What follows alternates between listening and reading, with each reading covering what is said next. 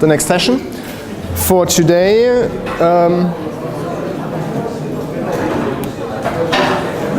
so shall we start? Cool.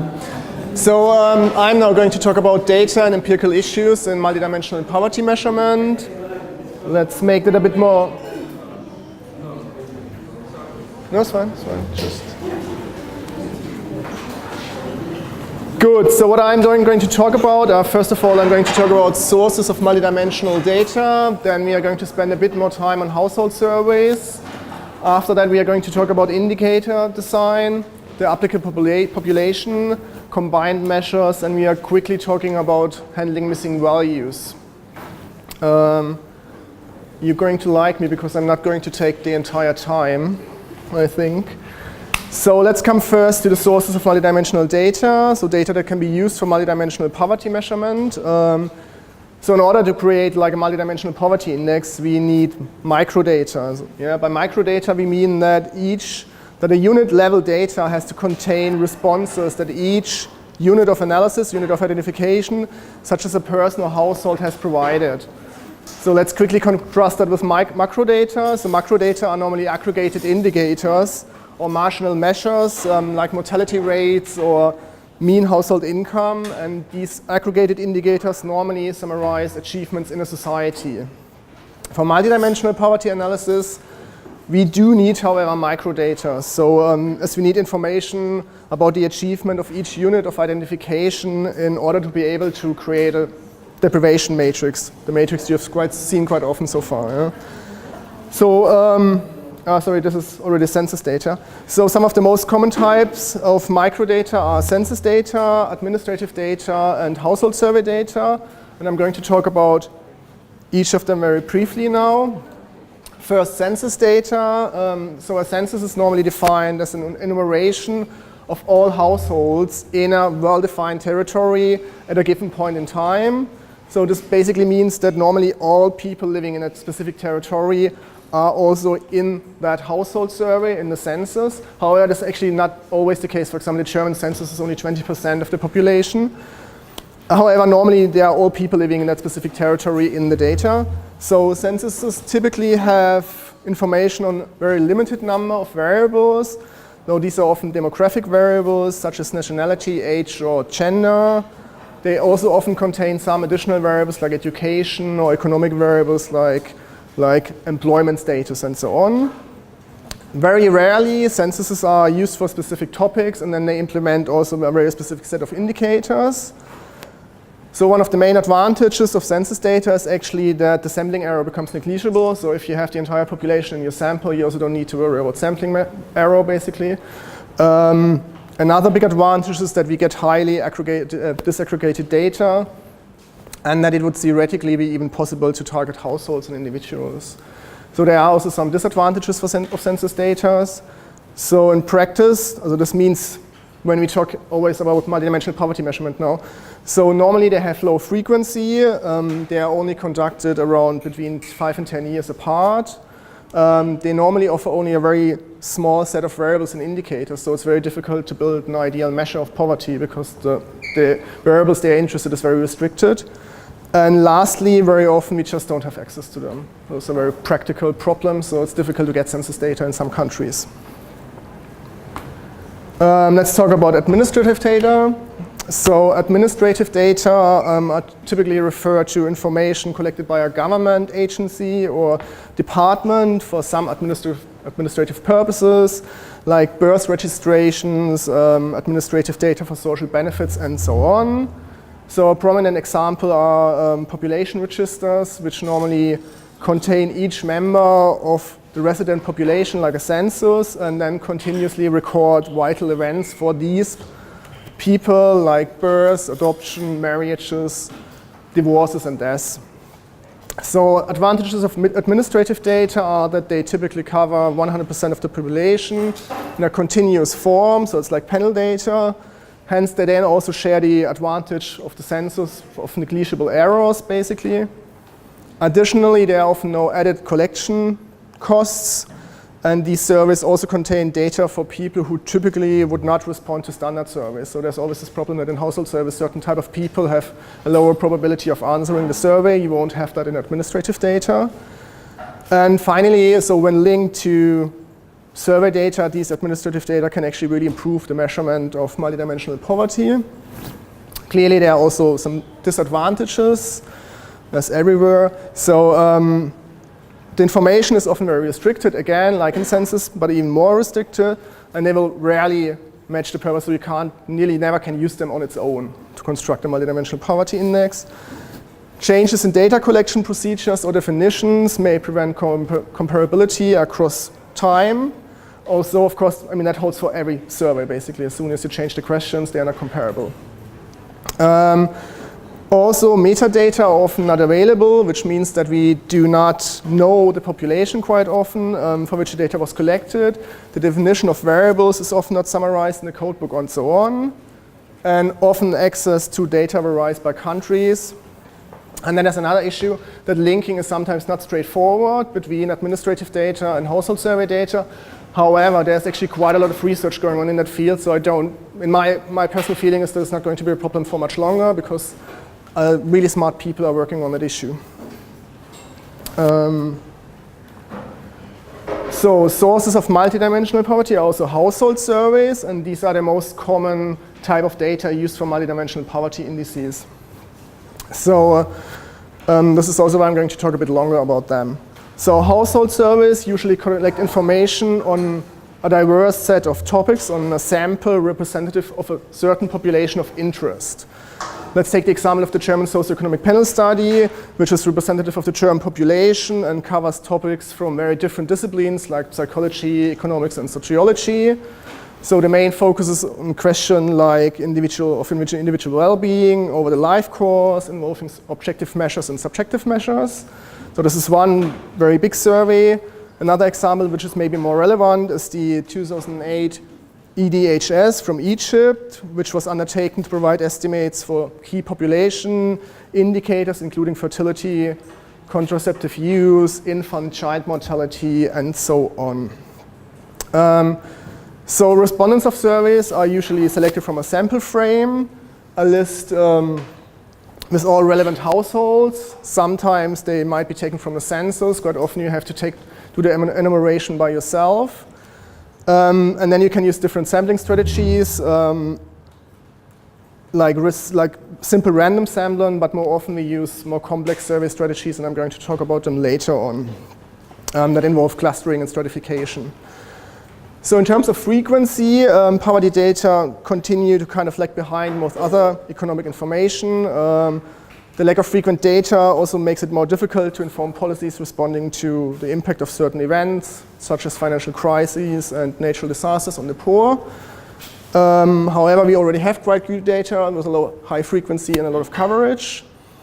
So in terms of population coverage, household surveys typically exclude certain populations, such as nomadic people, recent or illegal migrants, and the homeless. So often you see like they say, okay, my survey, like the German socioeconomic panel study, is representative of Germany, but then when you go on reading, you find, okay, it's actually excluding that population, that population, that population. So it's normally a very specific type of population for that it is representative.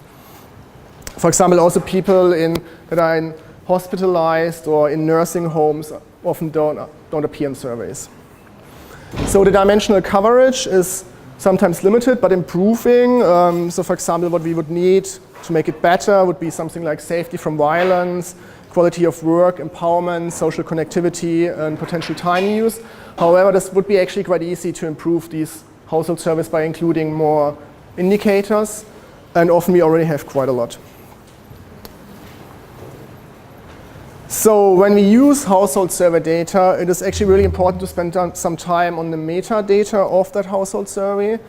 So metadata are kind of the data about the data, and they usually provide information about the survey sampling design, fieldwork activities, questionnaires, the structure of the data set, which might be very complex sometimes, and definitions and coding, and so on. So before analyzing, always before you start really analyzing, I mean, a lot of you know that, but before we start analyzing data, it is very important to spend some time to read the most important facts about your data and try to understand the structure of the data set in order to analyze the data correctly. So, for example, important questions would be how to use sample weights. We already talked about them. Are there different types of weights? If yes, when should we use which type of weight? Another important question often is who's eligible. In the DHS surveys, for example, we often find that only subsets of the population are actually eligible for certain indicators. So sometimes, for example, only women in households are eligible for the anthropometric measures. For the global MPI, we, for example, used only the subsample of the households that was eligible for the measurement, which, however, does not affect the representativeness because most often this is a random sample of a random sample, so we are fine, basically. So the metadata also often contains information on how to interpret the coding, which is obviously important to understand. So where can you find these kind of metadata? Normally, the report, like the data come with reports. In case of the DHS, these are the so-called country. Yes, sure. So in case of the DHS, these are then the country reports. In these country reports, you will normally find information on the sampling design and representativeness in the introduction. Very brief overview. Sometimes you have to, when it comes to the sampling design, you have to go to the appendix as well, where you will find more information with varying quality, actually.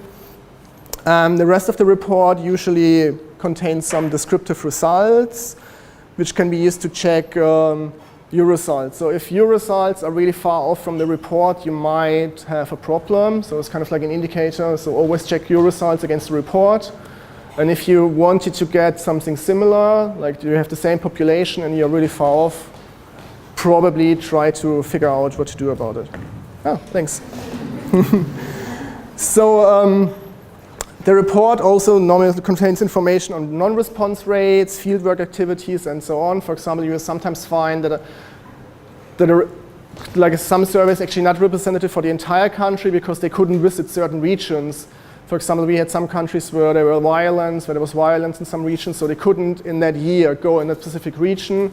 So the survey will not be representative for the entire country, or it will be representative for the entire country except region X.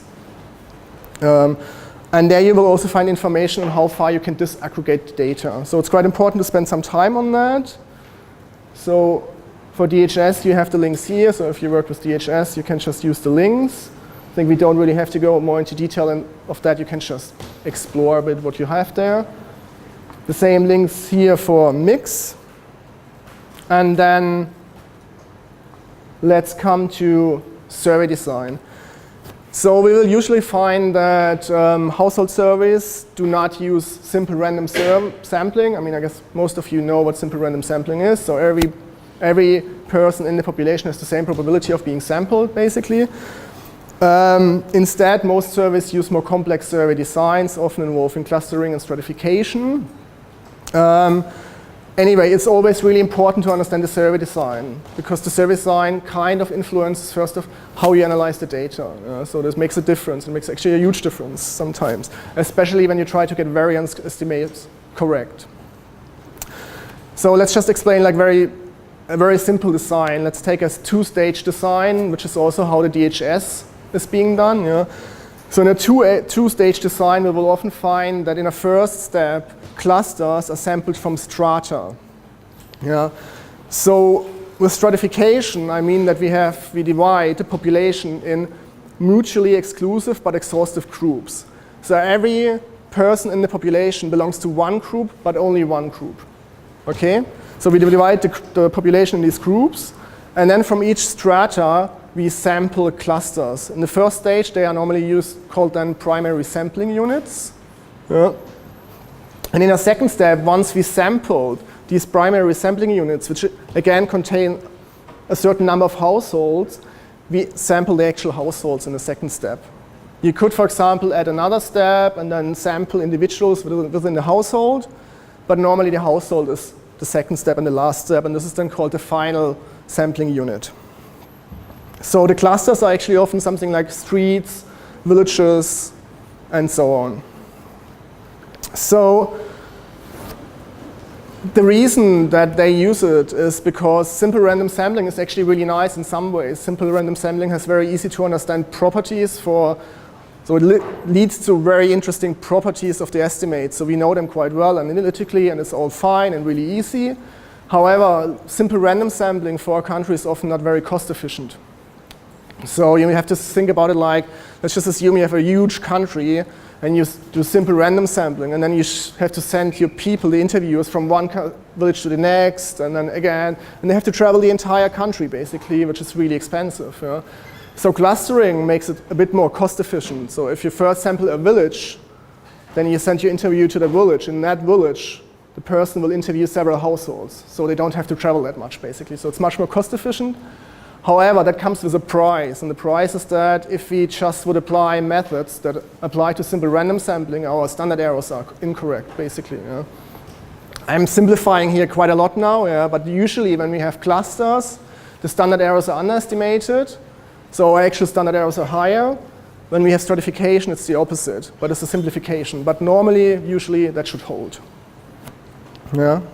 So let's come to weights. Are there questions on that, because this is quite important to understand? No? Is the difference between clusters and strata just the scale?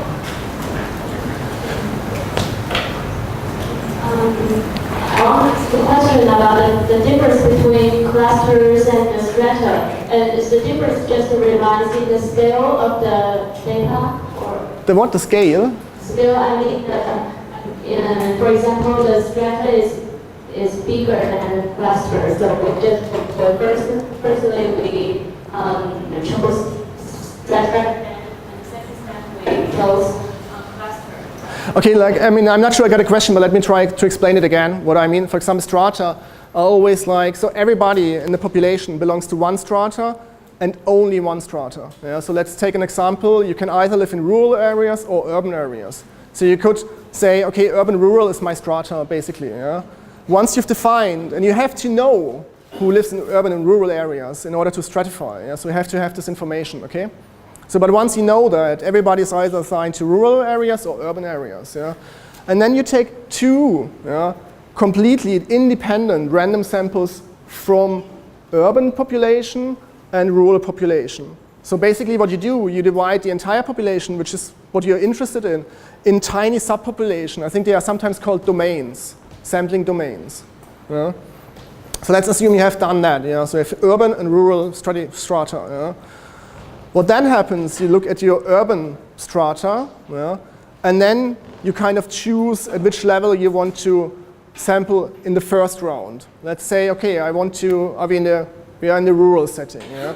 So you say, okay, I want to sample villages. So then what you do, you sample in a first step out of, let's say, 200 villages, 20. Yeah? And in that village, in each village, you have a certain number of people, and they are said to be clustered. So this is one, so one village 1 is a cluster, village 2 is a cluster, and so on.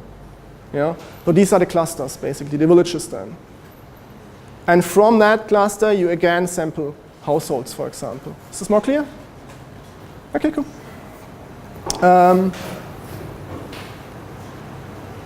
Good, I think then we can just continue.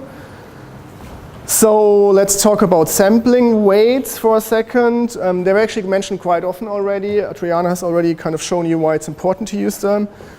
So sampling weights are usually the inverse of the selection probability of the specific individual.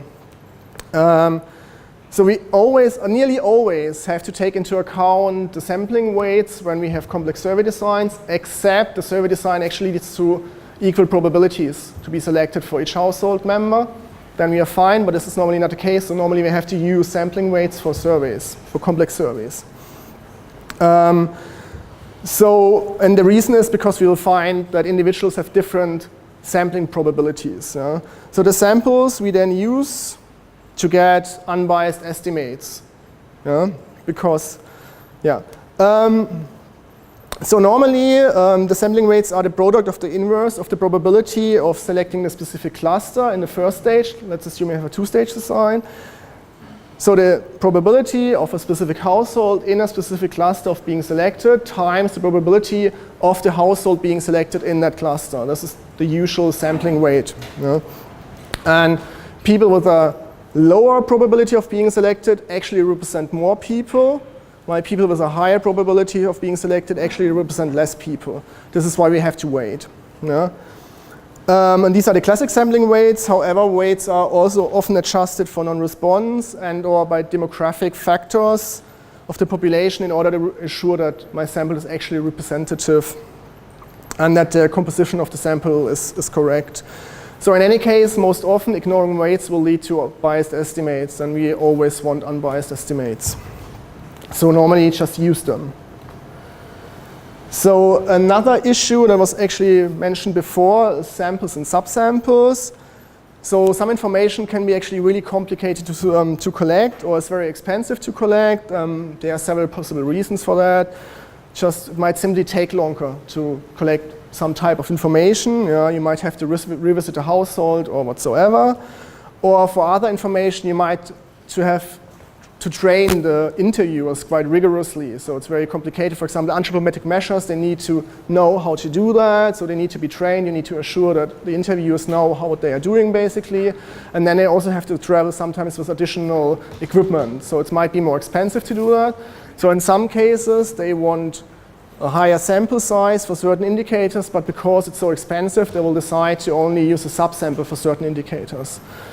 So in any way, you would normally check if your survey does that, because that also has implications for how you analyze the data. If only a subsample is used for certain indicators, you might just actually have to accept a sample drop and only analyze the subsample. Finally, it's also important, so when you're using household survey data, you also need to see at which level you can actually decompose the data. The representativeness of a survey depends also on the sampling design.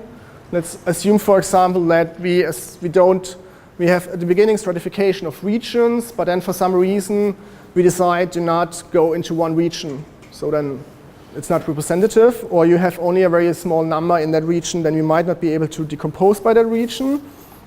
For example, in Tanzania, we find in the survey report that the 2010 DHS sample was designed to provide estimates for the entire country.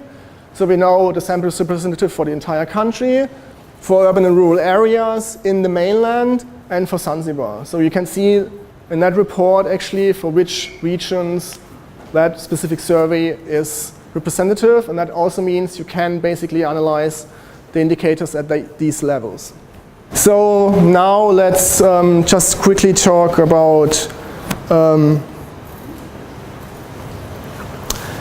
measurement, like indicator design. Let's just quickly, this is something we actually have repeated several times now, but I'm just going to talk about it again, just briefly. So let's define the unit of identification. So the unit of identification is the entity who is identified as poor or non-poor, usually the individual or the household. In the literature, you will often find that referred to as the unit of analysis. However, we think the unit of identification is a bit more precise, because the identification can still take place at a more aggregate level, but you can do the analysis at a more disaggregate level. So for example, if you have the household as the unit of identification, you can still analyze the share or proportion of people who are poor.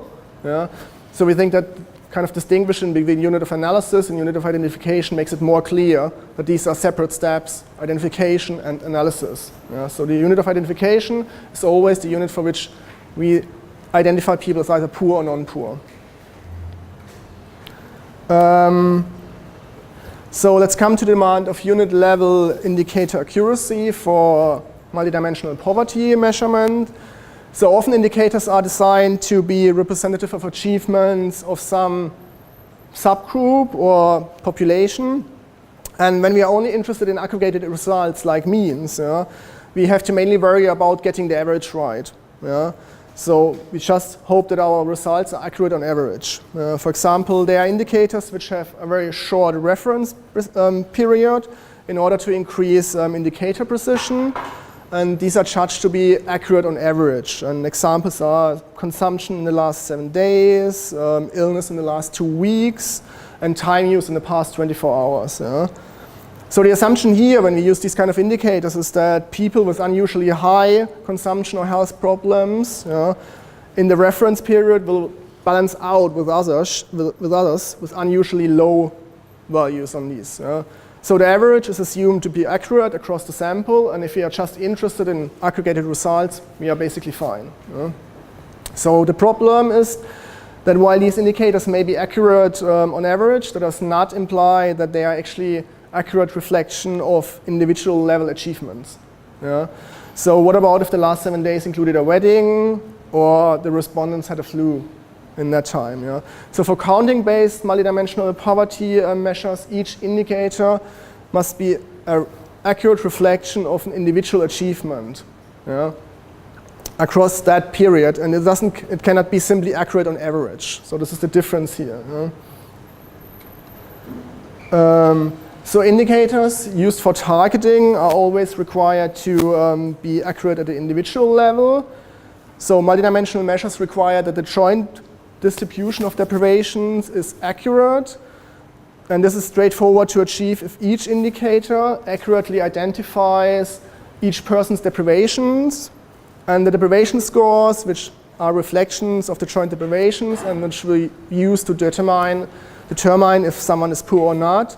If these are accurate, then the joint deprivation is also accurate. So a related requirement, which is more relevant for multidimensional poverty measures when they are used to track trends in poverty, is that the indicator should ideally reflect individual achievement levels across the relevant periods, so that the comparison is not distorted by seasonal effects or shocks. So this sounds very complicated, but actually many indicators are relatively unproblematic.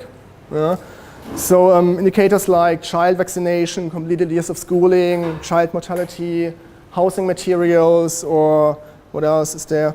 They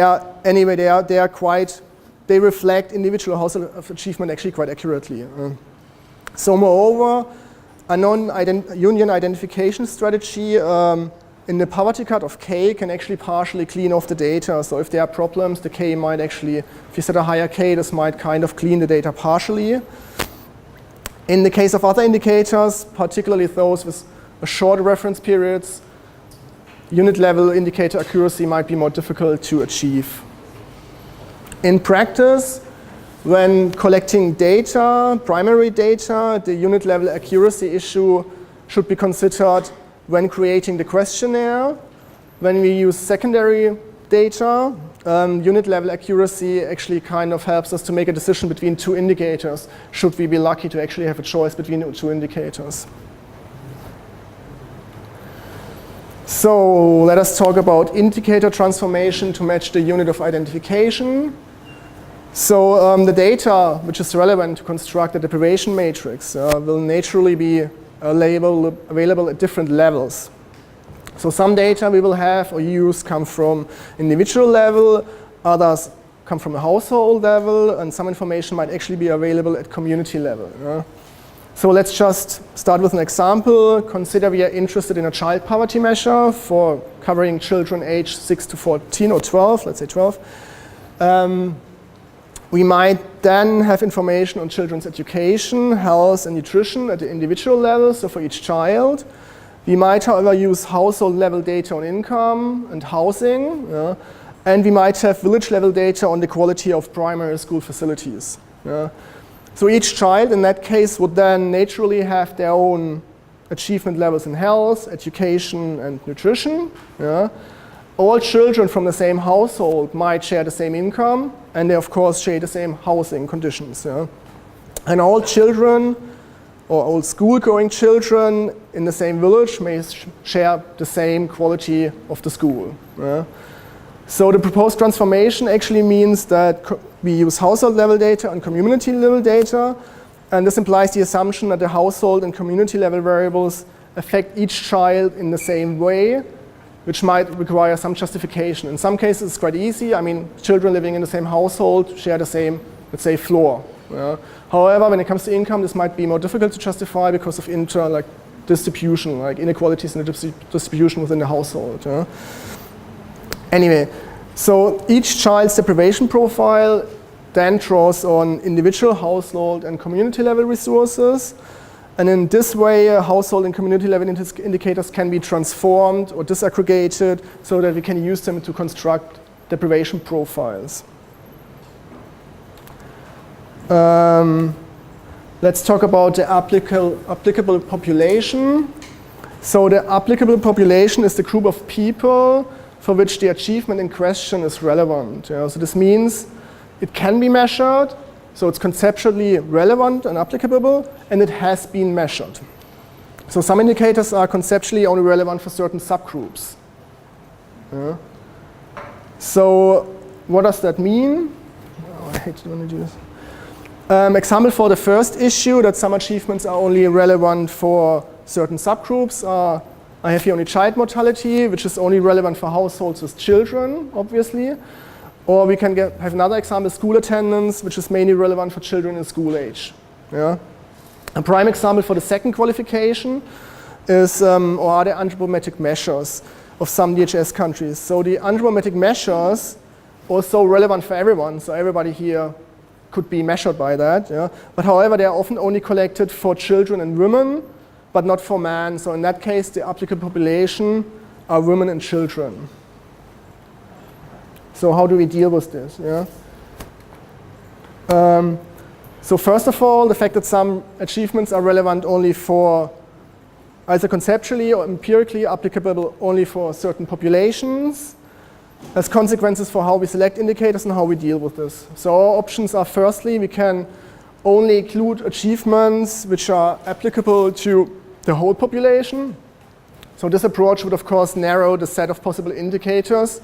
Also, it will include housing, consumption, and access to services if we have the data. The alternative would be to say, if we have this applicability problem, that we construct group-specific poverty measures. Let's say we then construct only child poverty measures or only measures for elderly and so on. This is in a way quite attractive, but it also has some problems. Like, first of all, when we discriminate by groups, this might lessen the problem, but it doesn't really, we don't get rid of it, so we can't probably solve it in the end.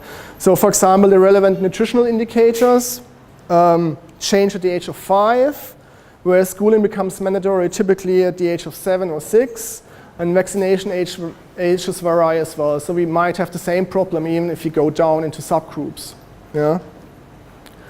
So even though it might be very important to have this measures for specific groups, we still often want a national measure in order to track national poverty levels. So then what we can now do, if we want to use this, we can use the achievements that are not universally applicable for all the members in the household and test assumptions regarding intra-household distribution or impact. So this is, we use the achievements, which are just drawn from a subset of the household members, and then we make explicit assumptions about positive or negative intra-household externalities. This is also the approach followed when constructing the MPI. So I give you examples for negative externalities. So one would be, we could define a household nutrition deprivation indicator as having at least one child or women undernourished. So in that case, so if one of them is deprived, then the entire household is deprived, even so we don't have information on men. So another example would be to say all household members are deprived if even one child in the household has died, or let's say all household members are deprived if there's at least one child of school age who is not attending school. So in all the examples here, there's kind of an obvious assumption of negative intra-household externalities produced by the presence of a specific deprivation. In one case, an undernourished person, the experience of a child's death, or a child being out of school. So we can also give you an example of a positive externality. So we could say all household members are considered non-deprived if at least one person has 5 years of schooling. And this now assumes that there's some interaction and sharing of cognitive skills. And that would be a positive externality. So how do we deal with households for which not even one person qualifies for the achievement under consideration? So we could, first of all, we could just drop the household from the sample. The implication would, of course, be that we probably produce some biased estimates as this inapplicability of certain achievements to a particular subpopulation is not a random issue, most likely. So it's not a really good idea to do that.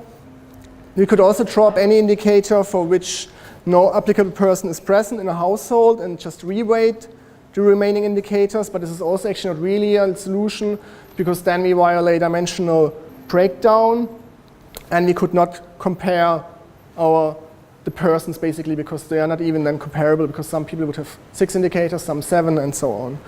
So one viable option is to consider all households lacking the relevant data as non-deprived in that particular indicator and then scrutinize these assumptions. For example, let's just assume school attendance for children. If there's a household without children, so I think we can safely say, okay, they are non-deprived in that indicator. So this is one possible way of doing it. So suppose now that we have the situation that the survey has not collected information from all the members. In that case, the indicator would make sense for them. So the example of nutrition above has kind of illustrated this case. So nutrition is theoretically applicable to every household member, yet some surveys only collect information on children and women in reproductive age. So households that do not have children or women also lack the data. So as above, we could just say all household members may be considered as non-deprived in that indicator. So clearly that means considering them as deprived is kind of like a very strong assumption, as we simply do not know what type of values they would have on that specific indicator.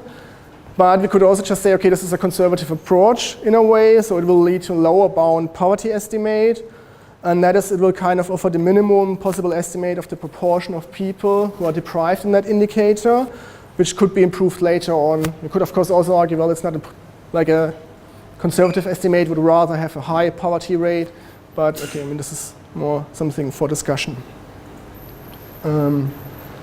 So including indicators referring to achievements that are specific to certain groups might mean that the composition of the household will actually affect the probability of being identified as poor. Yeah? So there are potential household composition effects due to certain indicators which need to be assessed. So the potential effect of household composition does not mean that we can't include an indicator if the indicator has clear normative importance, like for example nutrition. Yeah?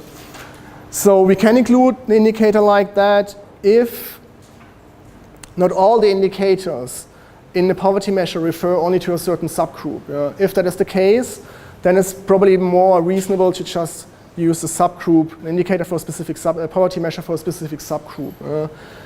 So secondly, it should be the case that this specific group for which the achievement is relevant is actually big enough so that a known and kind of significant proportion of the households have at least one member for whom the achievement is actually relevant. Yeah? So, and then we should further actually empirically assess the impact of household composition on the poverty measure, and we should assess the sensitivity of the measure to the specific specification. Let's give you an example of that, how we assess combined measures. So Alcaya and Santos in their 2014 paper present 2 different types of assessments of the influence of household composition on the probability of being poor. So the first are several hypothesis tests of differences in means.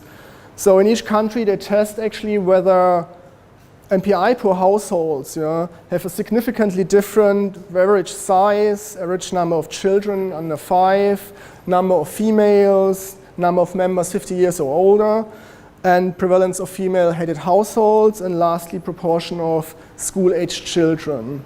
And they'll compare this to non-poor households and check if there are differences in the composition. So the second analysis they do is they decompose each country's MPI by age, gender, and then they compare the rankings and correlations and the proportion of robust comparisons, pairwise comparisons, across the subgroups in the MPI. So you should try to, if that is the case, then you should try to make sure that your indicator does not have composition effects, basically. So now we are coming to missing values. I think this is also something some people are actually really interested in, and it always comes up again and again. This is not really a definition of missing values. It sounds like a really simple thing, but there's actually in the methodological literature quite a discussion on what missing values really are. Yeah?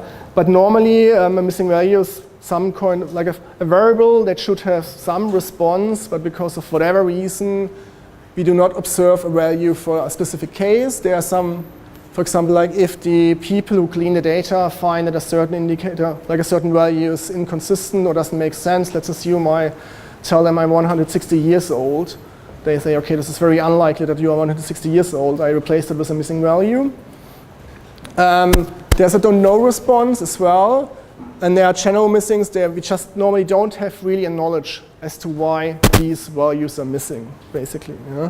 So what can we do in that case? So first of all, what we should try to do is, I think we should try to minimize missing values. And what we can do is we can create a rule that may assign a value to the missing data. So this is relevant particularly for a combined measure. So for example, let's assume data are missing only for some individuals for whom the indicator is applicable. Yeah?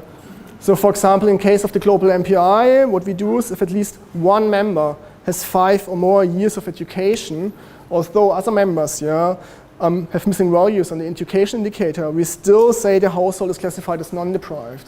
So it basically means you only need to observe one value of a certain type of education to say nobody in a household is deprived. So even if I have missing values on the other indicators, I still kind of minimize missing values using these kind of rules. Yeah?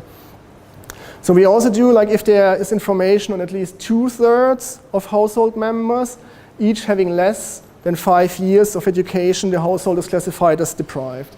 So we do kind of like assign these rules to try to minimize missing values. Otherwise, the observation is dropped from the sample. And our last resort is, of course, then we drop the observations. Let's go to the next slide to discuss this a bit more. So let's suppose we have, what do we do with missing values when we try to calculate the adjusted headcount ratio? Let's just assume we have that matrix. This is the final matrix where we've done everything basically to minimize missing values. So we have the third individual which has a missing value in the first dimension, and the fifth that has actually missing values in 2 dimensions. Yeah? So if we have a k equal 1, we could actually say that person is poor. However, we have still the problem that we don't have information on 1 dimension, so we can't do the dimensional breakdown afterwards.